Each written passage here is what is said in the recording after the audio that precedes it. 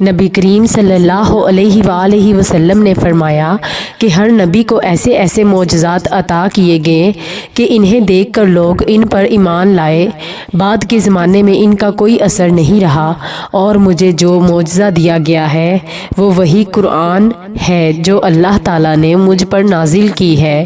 اس کا اثر قیامت تک باقی رہے گا، اس لیے مجھے امید ہے کہ قیامت کے دن میرے تابعہ فرمان لوگ دوسرے پیغمبروں کے تابعہ فرمانوں سے زیادہ ہوں گے۔ صحیح بخاری حدیث نمبر 4981۔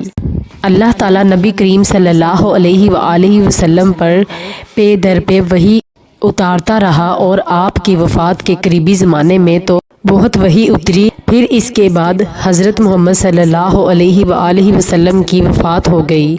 صحیح بخاری حدیث نمبر 4982۔ مجھ کو حضرت عائشہ اور عبداللہ اور ابن عباس رضی اللہ عنہم نے خبر دی کہ نبی کریم صلی اللہ علیہ وآلہ وسلم مکہ میں 10 سال رہے اور قرآن نازل ہوتا رہا، اور مدینہ میں بھی 10 سال تک رہے اور آپ پر وہاں پر بھی قرآن نازل ہوتا رہا۔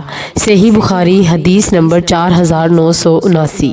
نبی کریم صلی اللہ علیہ وآلہ وسلم بیمار پڑے اور 1 یا 2 راتوں میں تہجد کی نماز کے لیے نہ اٹھ سکے، تو ایک عورت عورہ بنت ابو لہب کی جورو حضرت محمد صلی اللہ علیہ وآلہ وسلم کے پاس آئی اور کہنے لگی، محمد، میرا خیال ہے کہ تمہارے شیطان نے تمہیں چھوڑ دیا ہے۔